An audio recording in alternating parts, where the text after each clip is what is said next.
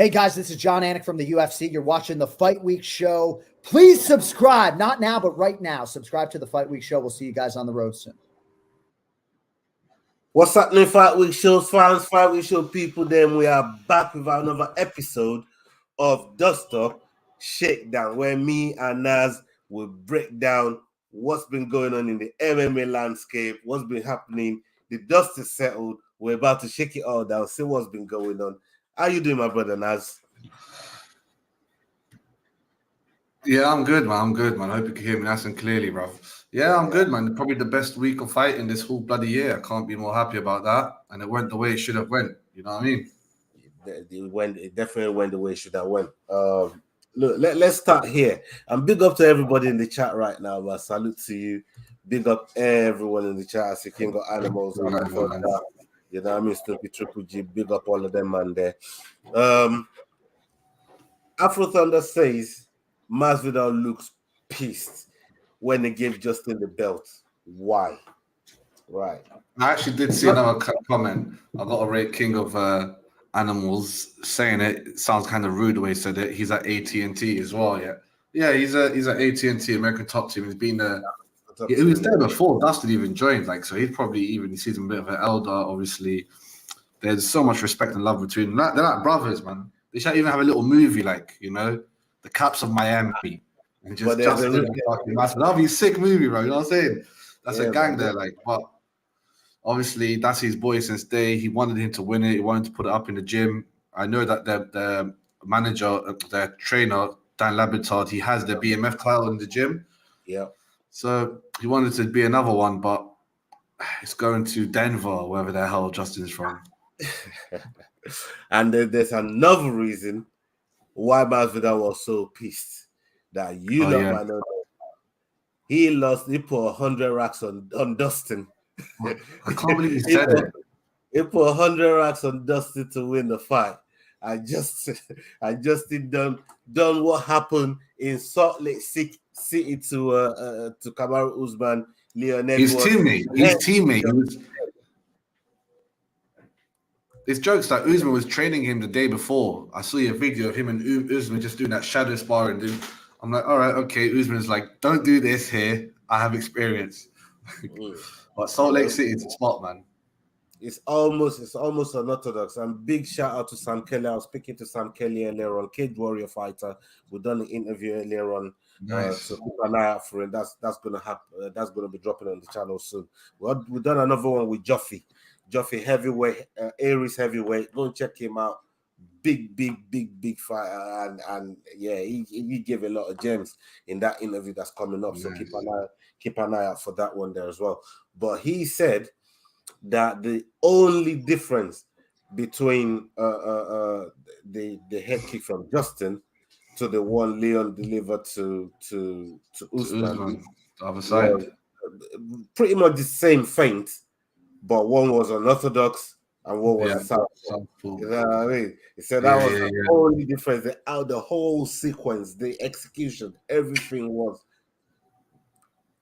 pinpoint perfect. Yeah, it was almost the same. Apart from he didn't need to go 4 or 5 long rounds.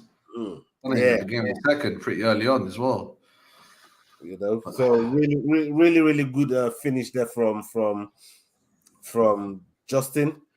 But then Conor chimed in straight away. He dropped that tweet in. We was there watching it together. And Conor had to I was slapping around that red head. I was saying, why did the UFC and ESPN show his tweet? That's disrespectful for them to show his tweet as Justin wins. They do this all the time. They do it with John Jones. Yeah, but usually they show respectful ones. They don't show this kind, but it's Conor McGregor. Like, if anything, John Jones never respected nobody, bro. Like, you know how many times that man they win and John Jones will just pipe up. Time, right? Trying to make even other people like Kevin Holland, he'll be like, "Oh, my son's fighting." When Joaquin Buckley got a stick knockout or something like that, he'll do something. There's a few guys that like it's like ESPN, UFC. Can you not show their tweet? And the worst thing is the fighter who's live doesn't even know my man's tweeting about them until afterwards. So there and then there's a tweet right there, and you're all celebrating, and Conor McGregor say, "I'll smack you up." It's mad. It's mad, but it looks like they might give him the fight, bro. And I'm thinking to myself, but if they do that, they've done Chandler dirty, bro. If they do that, they'll do Chandler dirty, but they'll pay Chandler, so Chandler will just. That's cool, but obviously he wants the money now, man. He wants to fight now. He wants the money long term. If you win against McGregor, you get paid now, and you get paid forever, more or less. Especially with his YouTube channel. His YouTube channel is crazy how much it's blown up. I think he's the second highest subscribers. I think he's the most subscribers on YouTube for an active fighter because Daniel Crum is retired. So, yeah. Bro, I was like, right, this better take advantage of the fucking Ultimate Fighter as well as his short stint in the UFC. You probably hear my little. I got a little block nose today, man. Flipping. That's why you get sleeping on the beat. Yeah, you're all right. Talking about payments and saying UFC will probably pay him, right? Wonder Boy, that my days, made weight, that showed up, did everything that UFC asked of him, stuck to the side of his contract in the thing, and they've not paid him. Yeah, I thought it was automatic for some reason. I thought it was automatic that you get paid. Like, I never in my life thought that they actually have to make a decision. Once you make weight, in the lot of weight slot time, you should be able to get paid. I thought it was an automatic thing, and it goes to your... Because that's the one... Charles something always goes on about how much gets in close to the commission. And I thought that's the one that gets in close to the commission. They're getting paid this once they make weight. I thought it was automatic. But I did not know. That means every single other fighter that got paid, which is plenty of them, right? That made weight and didn't fight. And I'm thinking it's purely because of the weight miss. Every one of those fights I could think of, the examples are all 5, 6, 7, 8 pounds. And the UFC's like, fuck it. We'll cancel the fight. We'll pay you your half. Sorry about that. But this time it was only £3, 2.8. I think it was 2.8 pounds. Yeah. Even though Wonder Boy made it seem, he was like 170. I was like, it's 171, but I get it. If it was 170, which it should be normally, weight, then yeah, he missed it by 3.8 pounds, 4 pounds. He kept saying 4 pounds. I'm like, bro, it's 2.8 pounds. So I reckon the UFC was like, he was willing to give you 30% of his purse, which from what I done the calculation that if my man's on 45, so 30% of that 45, he was going to get himself at least 25k extra, But he was not. He was like, nah, I'm not. That's not going to satisfy me. And he just kept saying Darren Till. He kept banging on about that night. I'm like, bro, you're not in Liverpool for one thing. Like, that's the only reason Darren Till won that fight because he's in Liverpool. If you were fighting in, Massachusetts, you'll get the decision. Obviously, you're at home. But this is at home. Salt Lake City is Wonder Boy City. It's Farmers City. They love that wholesome, Stockton type of guy. That was Wonder Boy. So I don't know. Even me, I was a bit pissed at Wonder Boy. I was like, why are you not taking this fight, bro? But then I was like, you know what? If I was Wonder Boy, I would have done the same thing. And then if I was the UFC, I would have done the same thing. I was like, you know what? Let me teach you a lesson while I still can. You're the biggest name I'm ever gonna do this to. Fuck it. So they're saying Dana is on vacation.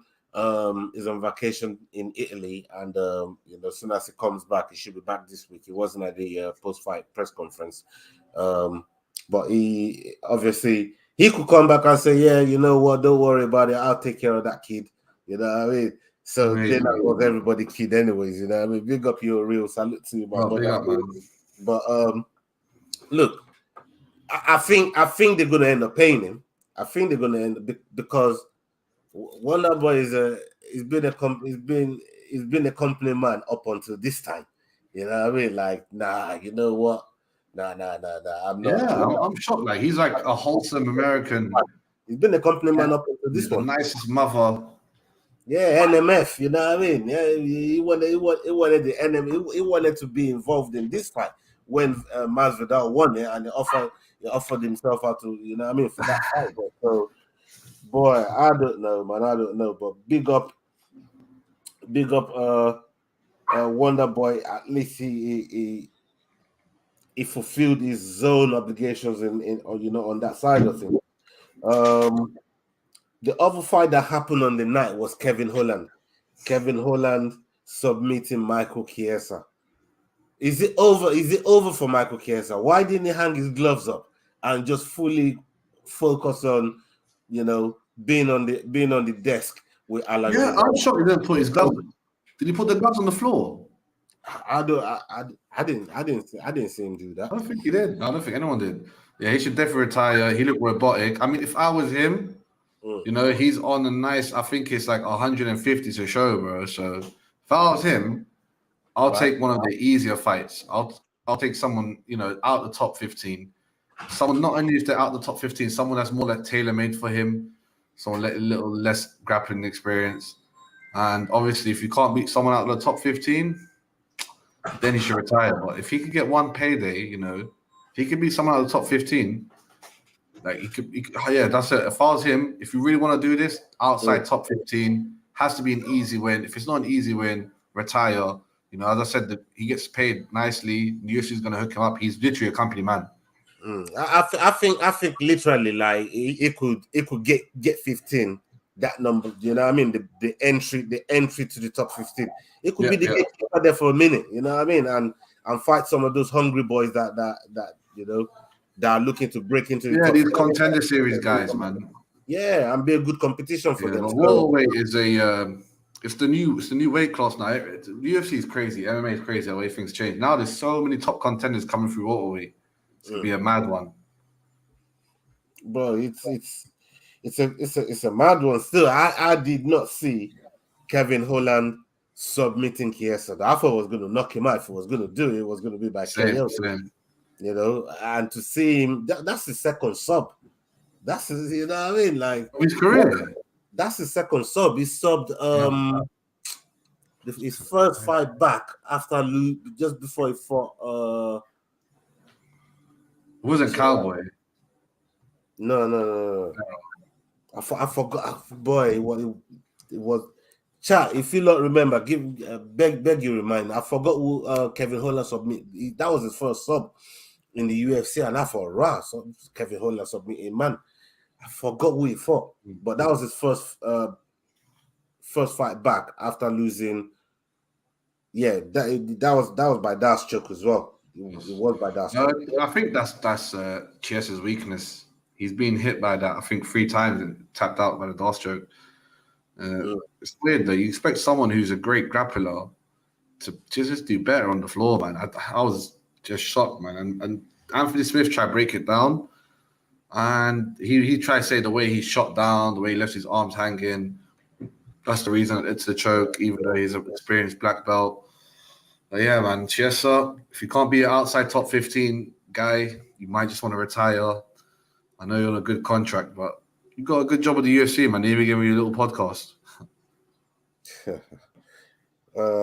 Hold it's not fair, though, isn't it? The UFC give you a podcast and you instantly have like 50,000 views. You know, no ones.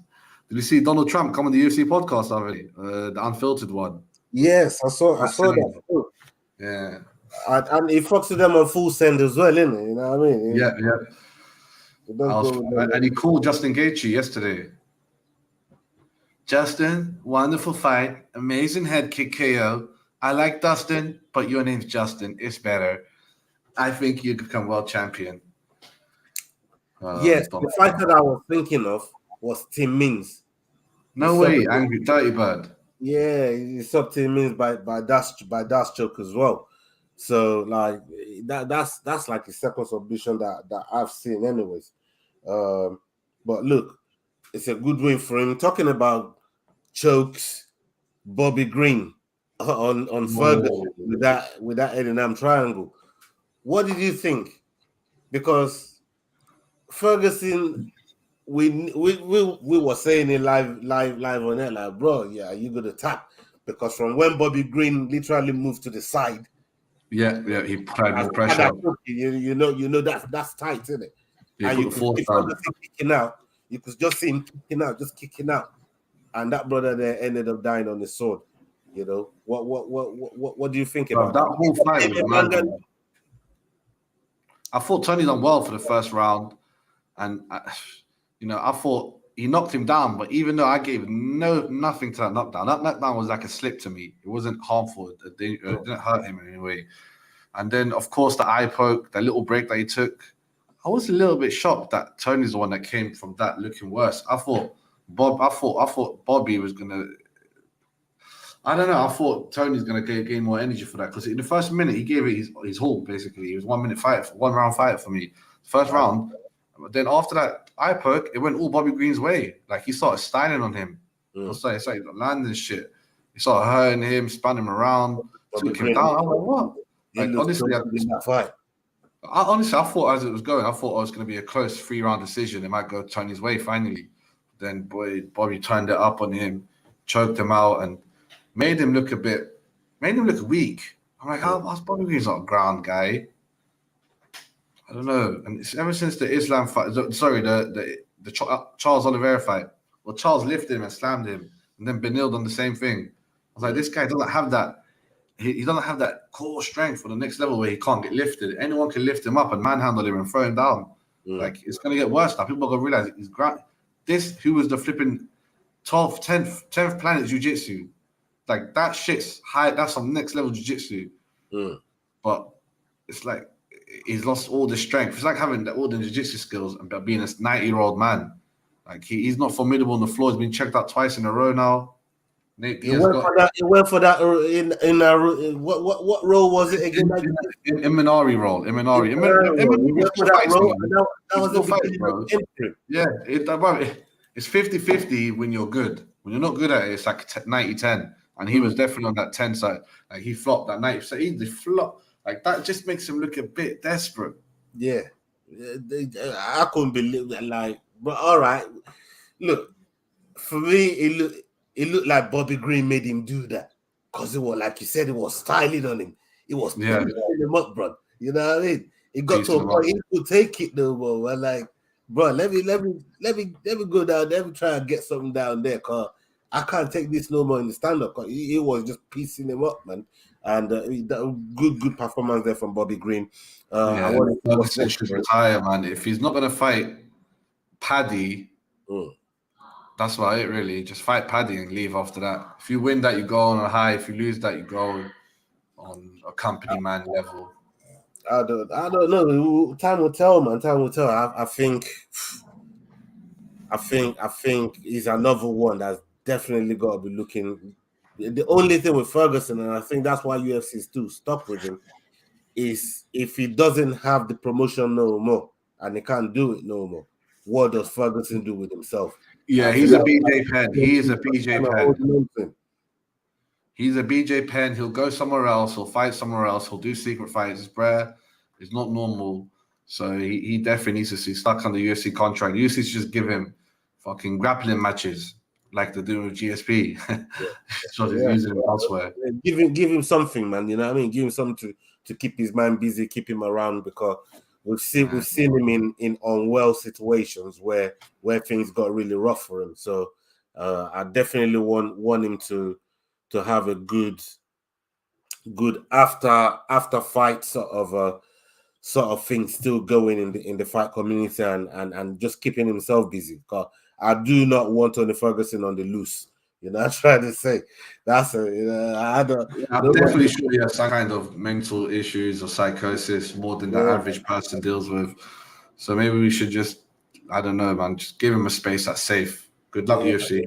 Give him something, man. Give him something. We don't want a loose El Cucuy on the streets, man. You feel me?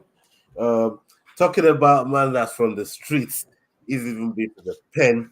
He came in there flying in Roger Derek Lewis, brother. Flying I can't believe a 300-pound brother. Boom! That brother they weren't expecting none of that shit. How did he jump so high, like, man? Yo, six-pack Lewis, they were saying. I love that one. You know what I mean? And then he finished and he did his trademark thing. My balls are he went in though. Like I just see bare man's making the X pop, like the D. It was giving it the DX chuck, man. Like fucking. What did you think of the whole? Bro, it's one of those things. You're like, what's going on? Why is it so stupid with it? And then in hindsight, you're like, oh, it's his last fight.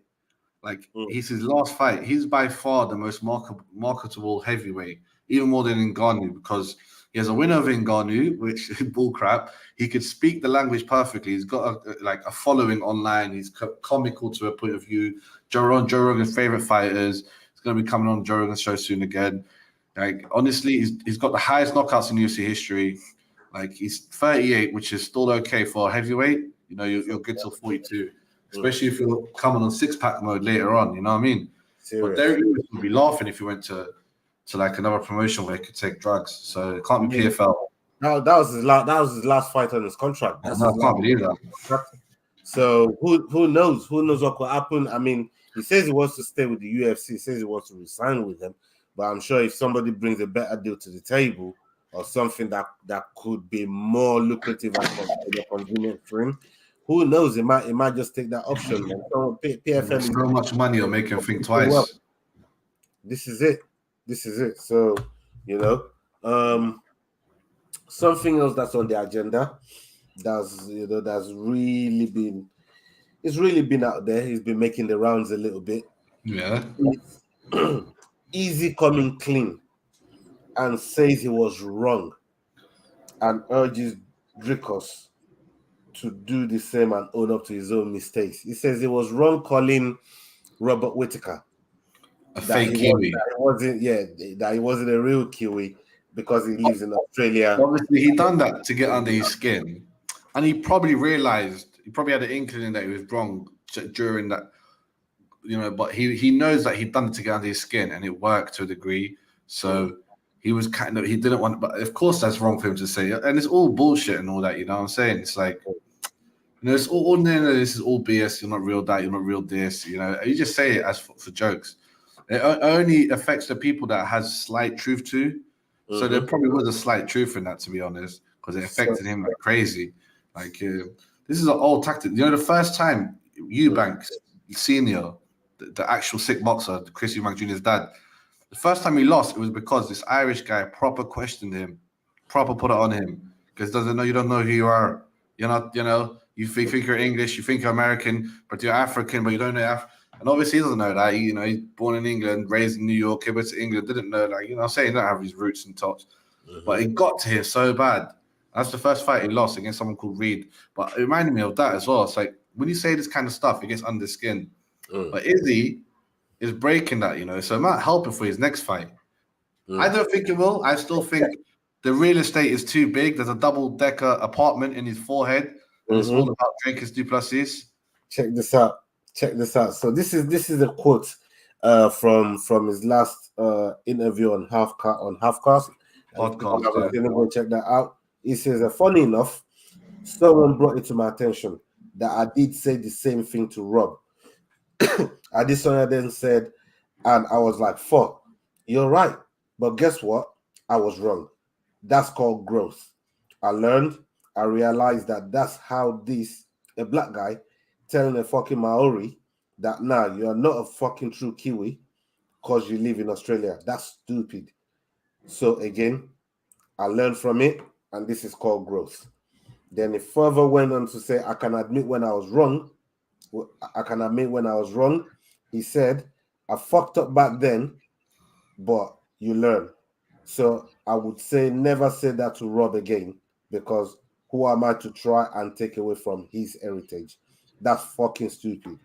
I wasn't even born here, but I claim to be from here because this is where I'm fighting. This is where my fighting heritage is from. But for me to have to say to Rob, that was very stupid and that was wrong. So I shouldn't have done that. I'm sorry, but you learn. So what did you think of all of that? Because that's a strong quote. Honestly, coming from he made a few contradictions there himself, but if that's the truth, then why is he not giving Dricus the chance? He's not going to let this narrative die. He's going to be like, Dricus said this and he doesn't want to take it back. That's what he's staying at. That's why he dared it with the octagon. Dricus is like, we talking about, I already came out and said I didn't say this, and this is what I mean. Like right now, this is what I mean. Like, you know, I live in Africa, I'm training here. That's it, none. And he's like, no. I'm not going to let the other things drop. Then why should Rob forgive you? Why should Rob let it drop? Why should Rob be like, bruv, like that you don't know about my genetics, like you don't know what my ancestors went through. You don't know nothing. Yet you're making these big assumptions just because your parents flipping migrate to another country, bruv. You know what I'm saying? The same, bruv. We come from this exact same cloth, bruv. You know what I'm saying? Like, I've between me and you, probably got a lot of kind of racial background and to figure out some of it nice, some of it not so nice. But yeah, man, honestly, he's just saying what benefits him at the moment. But this is the career of a superstar, isn't it, man? You got to say what you got.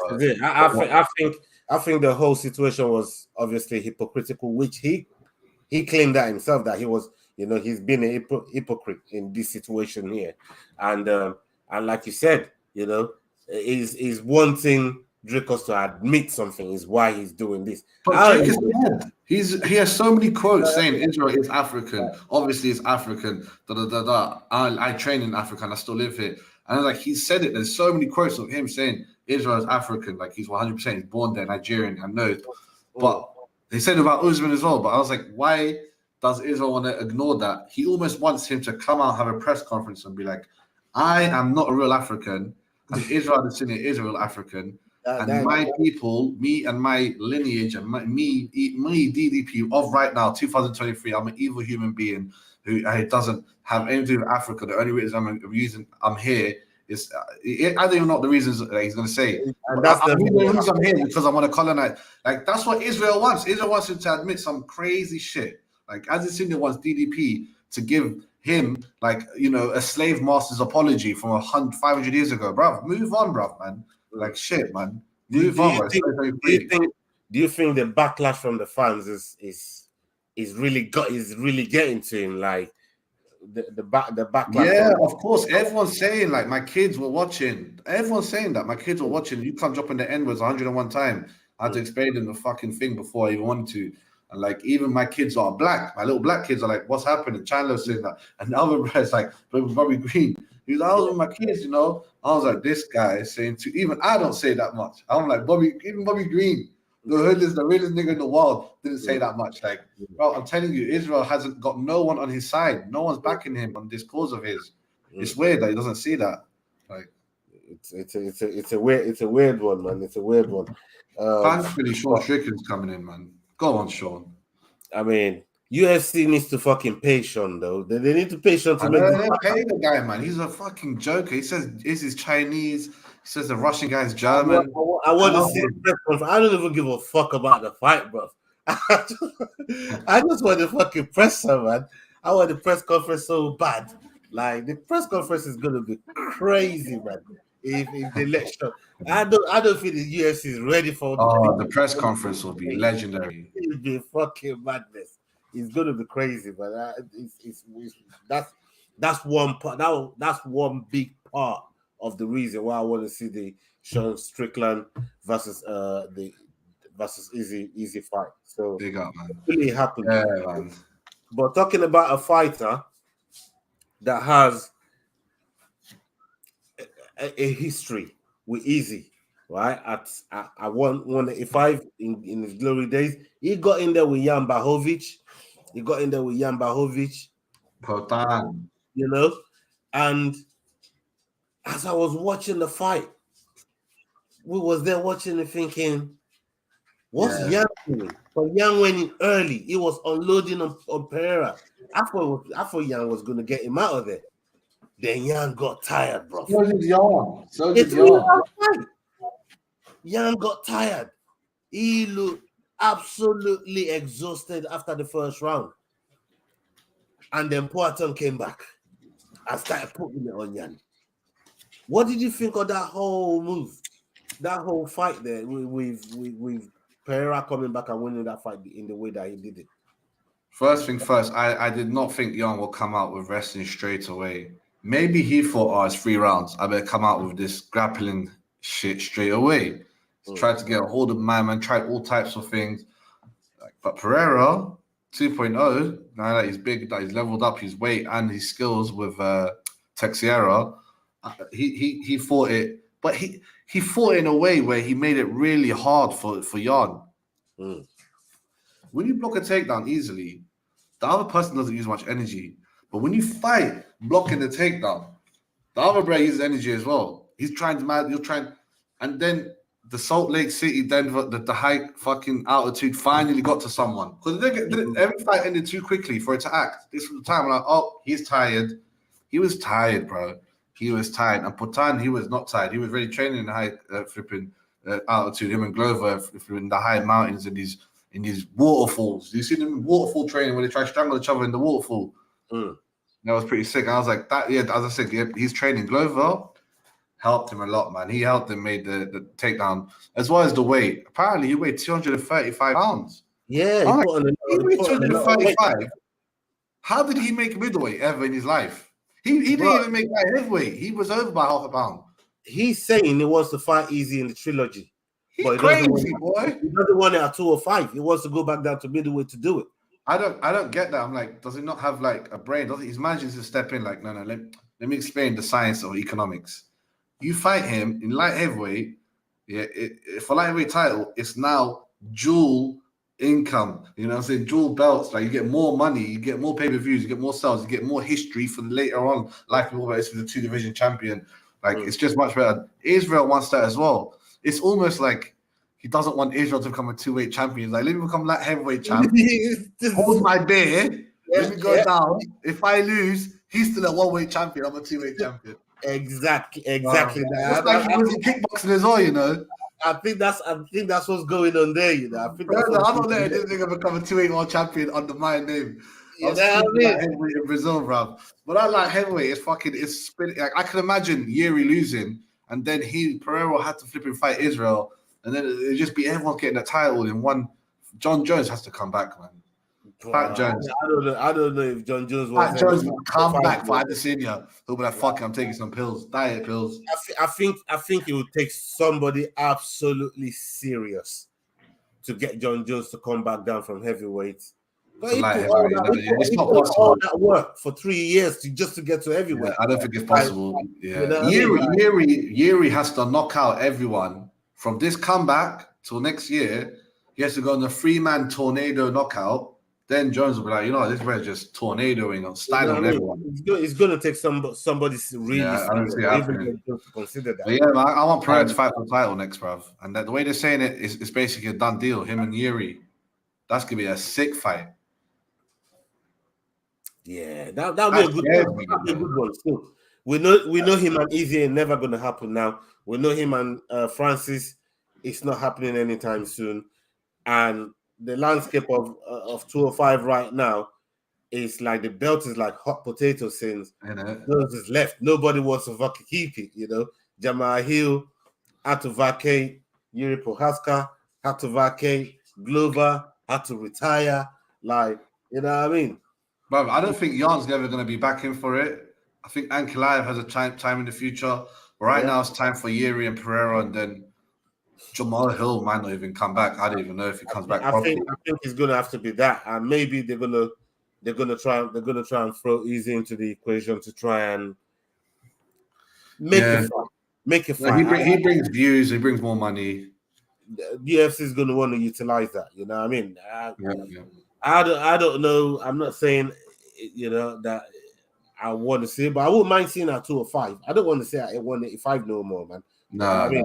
They want at 185, but we know that at 185, if we're really being honest, and some of us that are really looking to the sport a bit deeper are not looking on the surface of it, we know that weight cut was killing Pereira, even making 85. We know that for a fact. You know what I mean?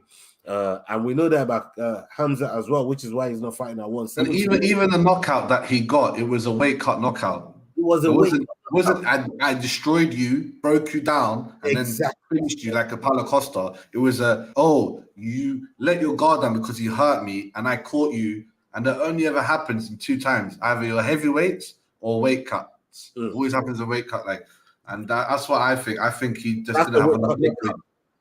It's a weight. Thank you. I'm sorry, Izzy, but that's a weight cut knockout. If the same thing happened at light heavyweight, you wouldn't have knocked him out with that counter. Yeah. Look at what happened to Dillashaw when it went down to 125. Yeah, even on steroids, that weight cut fucked him up, and he got smoked. Even on steroids, bruv. Yeah, even. What I'm trying to say. You know, it wasn't. He always says at DC. He's like, "Oh man, when I was heavyweight, I could take a literal truck. A truck could hit me, and he was serious. He was like seriously confident that a truck would hit him on the road. And he's like, "Well, I'm Daniel Crummy. I'm all right because I'm 260 pounds." You know what I'm saying?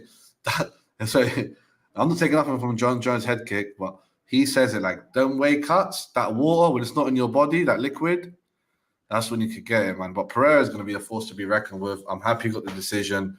Thankfully, they didn't rob him. Jan thinks he got robbed. To each their own. I don't think he did. I mean, Pereira, he did well to come back in that fight. I would have given him that fight. But he, like Jan, how Jan looked at the end of the first round, no judge was going to give him second or third, bruv. Not the way Pereira was putting it on him. You know what I mean? It was. If that was 5 rounds, yeah.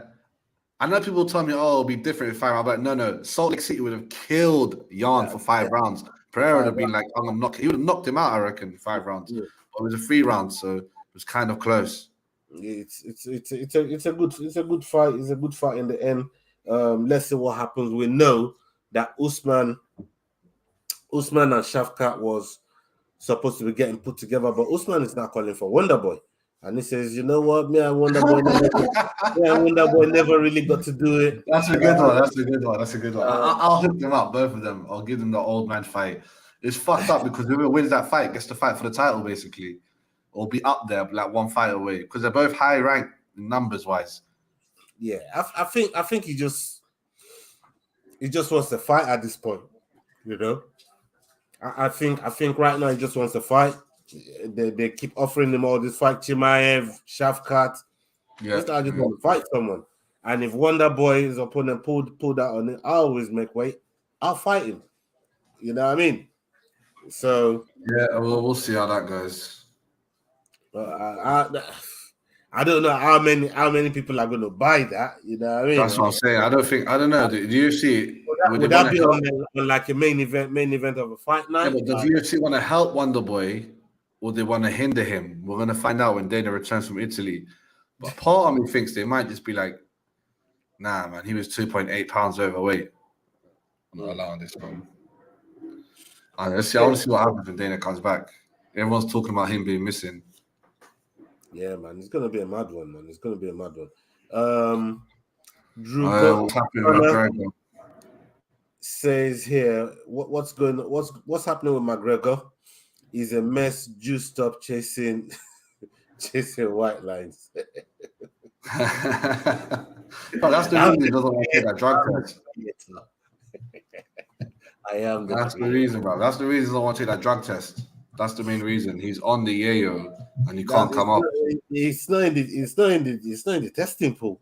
That's saying something. For me, you're not a UFC fighter. You know that. How long ago they recorded? Look how long ago they recorded Tough. We're only just watching it now, but they recorded this months ago. March. We had time to get the testing pool, man. Like they said, it's not going to make the testing pool by the end of the year. That means we're not going to see McGregor. If all those accounts are true, that it's not going to make the testing pool. If it doesn't make it now, it's not making it by the end of the year, because we've got less than 6 months of the year left. You know, we're in August now. So there's no way, if he's not in the testing pool, you know. I think he's done for, man. I don't, like, once you jump on the Charlie, once you jump on the Chase, once you jump on all these drugs and they're smoking fat zoots and shit, it's hard at that age to come out of it. Like, I don't know, you'd think for professional, for someone that can make 20, 35 mil from these fights, he'll come back, but just doesn't seem to give too much of a damn.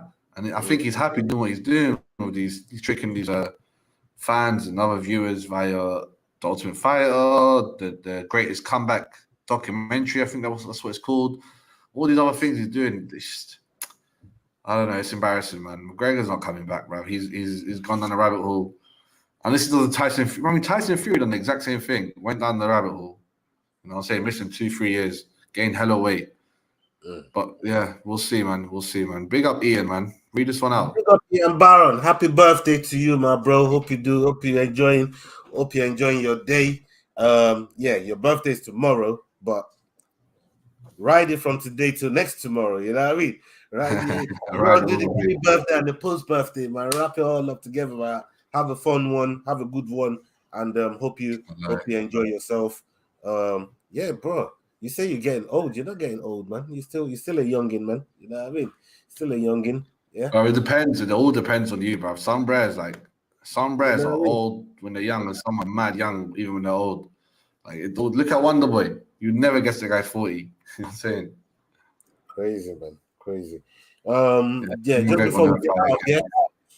just before we get out of here, I'm just gonna we've got a couple of fight announcements that's just wrapped up. We got my boy Bruce Leroy, Alex Caceres. He's gonna be fighting Giga Chikadze in Singapore, Really? August 8th. So that's a Singapore card that's happening this weekend, on the 6th of August. I love them Singapore cards. This not happening. Rob Funt's happening this weekend, no? Rob Funt. Yeah, Rob Funt and Sandhagen. There's a couple of good fights. A couple of good fights on Justin Jacoby. Was it Dustin? There's a few good fights, man. Yeah. Bloody hell. Robbie We've got Fowler. around the corner as well, man. Serious. And then we've got Nasrat Haqparast. He's going to be fighting Sam Patterson. Sam Patterson, we remember Sam Patterson came on the show. And he went on the Nawak Contender Series, back this contract on his debut. The debut didn't quite go how it was supposed to. He fought that Ashmore's brother that Chris Duncan just beat recently. Yeah, and he lost to him by KO in that fight, but now he's going to be fighting Nasrat Haqparast, and then we'll see how he gets on in Paris on the 2nd of September. We're going to try and reach out to him and see if we can get him on the channel before. Try to get back on, man. Sorry about that, Ian, man. Try to recover, man. Go on this. Okay, and I'm feeling ill as fuck right now, man. I've been doing all types of crazy shit to recover, man. Serious. And one last fight on the announcement is John McDessie. He's going to be fighting Jamie Mullarkey in Sydney for the 9th of September. That's all right. The card is racking up. But it's not fully stacked yet. It's not done. The cake ain't finished. We need to finish the cake. Yeah, I'm sure they're going to try.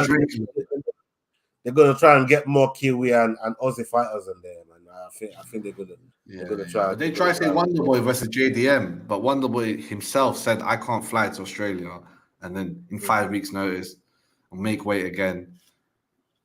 Yeah, that's long. Unless they do that catch weight, that might be interesting. That might be appealing. Wonder Boy won't do that catch weight. JDM looks big, like if anything.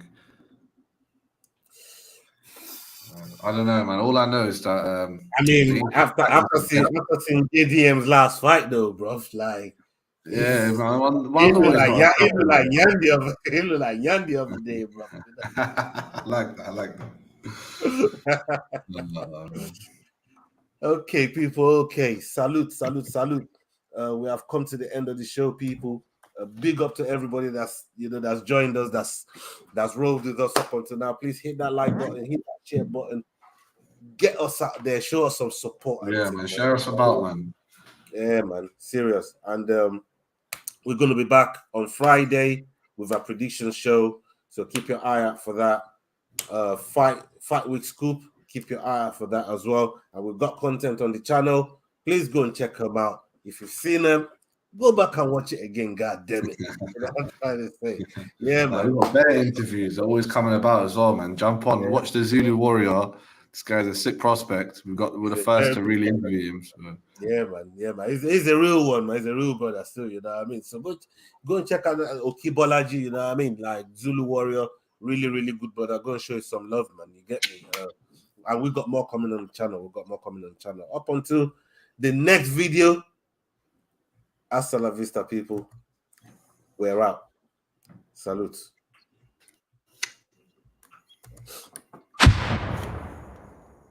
Yo, guys, this is Adrian Yanez telling you to use those handles. Hit